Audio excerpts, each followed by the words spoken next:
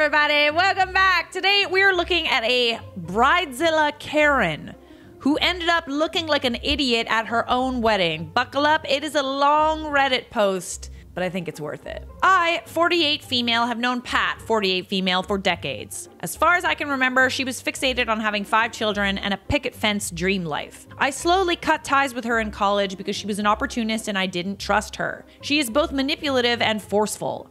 Her idea of cute rubs me the wrong way. Pat likes to walk like a penguin when she wants to elicit pity, and she usually does this when she wants to evoke the underdog narrative. I've never seen someone act so despicable and ridiculous at the same time. I moved on with my life, happily got rid of her for years. Pat eventually found me on Facebook. I accepted her friend request out of politeness. Pat has become the epitome of a permissive mother. Her 5 kids do as they please and she never calls them out. She tried to force a relationship between me and her daughters and made them call me auntie.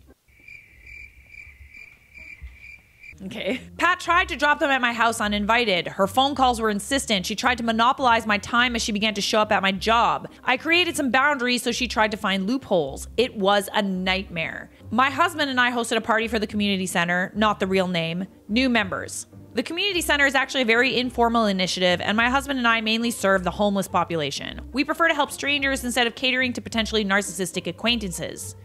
I can guess who you're talking about there. We don't mind lending a hand, but we've encountered truly dishonest choosing beggars. There are other services, like one of the 3 members who helps women get their wedding and prom dresses for free. The community center location headquarters is actually a farm owned by an elderly couple. There's a barn, a venue, and a very nice green field with an artificial lake and some full.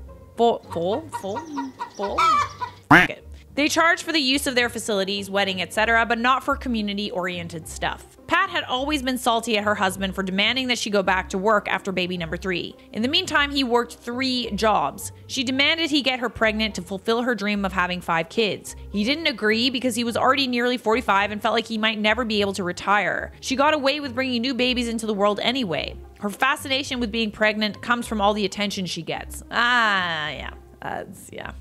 Sounds about right. She's had at least 1 miscarriage in between each kid. Pat latched onto our group. She never missed any of our activities. I hated having her at my house, but it was an open invitation that included virtually everyone, and she was very active as an event organizer. I didn't like the way her kids behaved. We'd have a designated area for parties and entertainment, but her kids ended up in the bedroom. We ended up having to keep watch of them and enjoyed 0 of our own party. I called her days later to get my point across regarding their overall behavior, but she completely cut me off and began talking about herself and said her kids wanted to come visit again and use our pool. I never answered that. I didn't want to say, no, I will not have your brats over. Doesn't have a nice ring to it, does it? She also called me as summer was approaching, specifically to let me know her middle daughter was bored and wanted to spend a week at our home. I politely declined, citing that me and my husband have to work and cannot entertain guests. Pat paid no heed. Her kid called me on the weekend calling me auntie and attempted to coax me by saying, "Mom says you invited me to spend summer with you." What?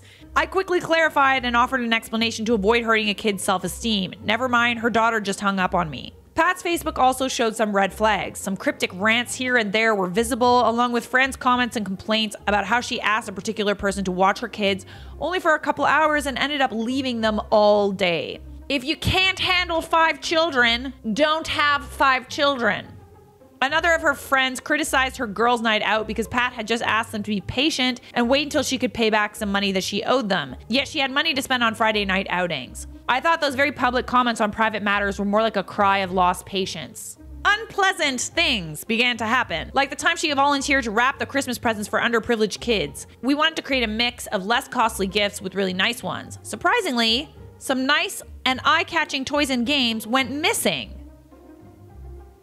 but turned up under her Christmas tree courtesy of her mother-in-law's Facebook post. Bruh? Are you kidding me? She stole from underprivileged children! Hell no! No one could prove anything, but it was hate-inducing. Pat's husband, Hank, is what can be described as a doormat. Pat wore him down to a knob. He had no choice but to obey her to keep the peace. Oh God, poor Hank.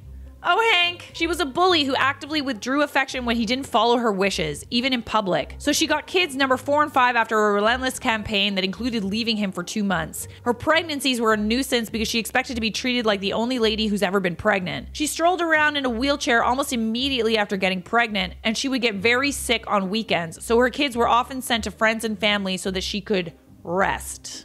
Pat systematically bullied Hank. She would leave town and take the kids with her. Poor Hank would look distraught, drinking on his porch, or just looking really lonely. This is how she got off the hook and was able to leave her job. Hank had virtually no voice, so he struggled to keep the marriage together. Everyone liked him, but hated her equally. Hank loved to talk to other people, but seemed concerned that Pat would be upset. Over time, according to my husband, Hank began to show signs of depression and mental distress. Oh, buddy. Hankity Hank. Hank. Oh God, I feel so bad for the husbands.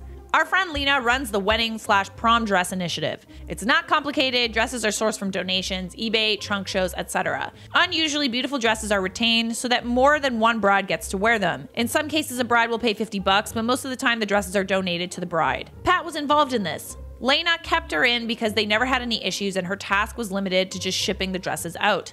Pat decided to renew her vows, and her Bridezilla Karen attitude became the icing on the cake. For starters, she bullied another couple into giving up their wedding date at the farm because she needed her renewal to match her exact wedding date. They were not impressed with the harassment, so they booked another venue. I think that's what she wanted, no? As a result, the farm owners were pissed because Pat was already costing them money after she successfully negotiated a cut in their rate because she couldn't afford it, but would repay it by doing maintenance work around the venue. She never made good on her word. Why am I not surprised? Pat became attached to a particular dress that was already assigned to another bride. Lena made it clear she would need to pay for her own dress, so Pat played it cool and shipped the wrong gown instead. It's actually laughable at this point. Are you kidding me right now? How are people this entitled? She was adamant that it was the right dress despite all the notes on Leia's agenda. The other bride was truly gracious about it. She was obviously disappointed but never made a scene. What bothers me the most is I picked that dress and bought it for $40 at a garage sale. Not my money, Leah's money. It was a vintage dress, ankle length, with lots of lace and a huge bargain. Again, when confronted, Pat used the "this is mine" strategy. Oh my God. We felt so bad for the other bride that we did our best to get her something nice to wear. The other bride was a true fighter. She had pulled out of welfare, earned her high school diploma,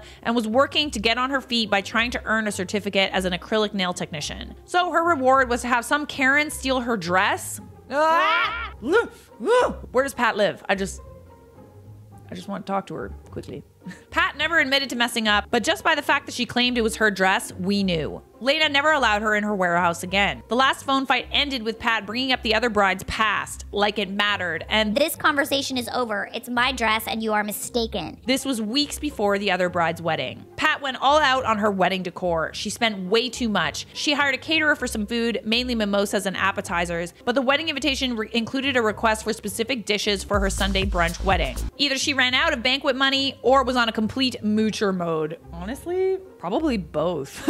I picture the penguin walking upon, practically asking everyone to supply her wedding reception grub, and I cringe. There's nothing wrong with potluck weddings. In fact, they can be a nice addition to a very cozy and family-oriented wedding reception. But don't you need to at least be close to your guests in order to ask for such a thing? Even I got an invitation. I told everyone I wasn't going because I was very uncomfortable being told what to bring and was probably expected to give them cash on top of that. Some of the older ladies in our group agreed. Some said they would not decline in advance because she's a bully and they didn't want a confrontation. Lena called me the night before Pat's re-wedding. Lena was there to close the Saturday night bingo and Pat was awfully friendly, but that's what she does whenever things are going her way. Lena peeked into the garment bag and saw the exact same dress while Pat was caught up supervising the wedding decoration. The thing with Karens is that they expect everyone to suck it up or make their dreams come true, or simply underestimate everyone and think we are all fools. Lena is a very straightforward person with a so sue me attitude. She told me she would just ruin the dress. After all, it was hers, so she could do whatever she wanted. If Pat wanted to take legal action, should things get ugly, she needed to prove ownership. However, the dress was the same, the marks inside the hem and tags were the same. Even the tag numbers that were punched to identify each dress for logistics purposes matched.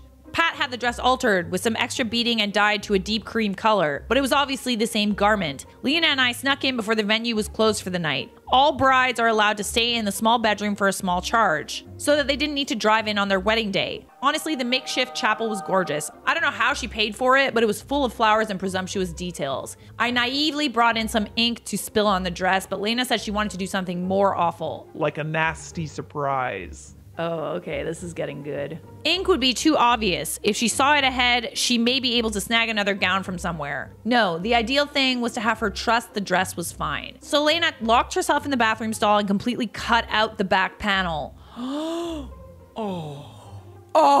She patiently put it back on its hanger and zipped the bag. We left through the emergency door with the back of the dress stuffed inside Lena's purse. The wedding was scheduled at 9 a.m. Pat called me at 7 a.m., but I ignored her calls. I picked up by 8 a.m., both curious and wondering if she suspected anything. She was frantic. She was crying that her dress was missing by half. I purposefully made her explain, being annoyingly dense and continually interrupting her like she does, and stalling the conversation. She asked me if I could lend her my wedding dress. I said no, sorry. She then asked me if I would help get her a dress. I was satisfied to remind her that the town's bridal shops were closed on Sunday. And the others that were open were almost an hour away. The farm is already almost 1 hour away from our town. If Pat could get to a shop to rent a dress, she would need to try it on and get it steamed. Even if the dress was ready to wear, it would easily take more than 2 hours round trip. She tried to ask me to go pick a dress. Who would pay for this? By the time it got to her, it would be time to wrap up the wedding because she needed to clear the venue by 12 o'clock for the next event. She broke down and mumbled some stupid stuff I didn't understand, so Pat hung up on me and called Lena instead. She asked Lena to bring her anything she had available. Lena and I ended up delivering the most outdated, most smelling, most oversized dress.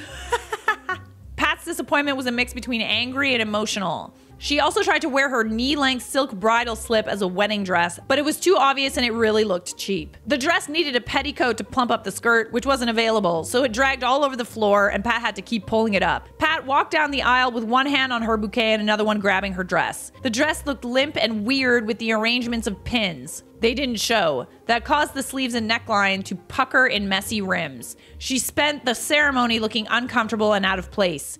Very few people attended.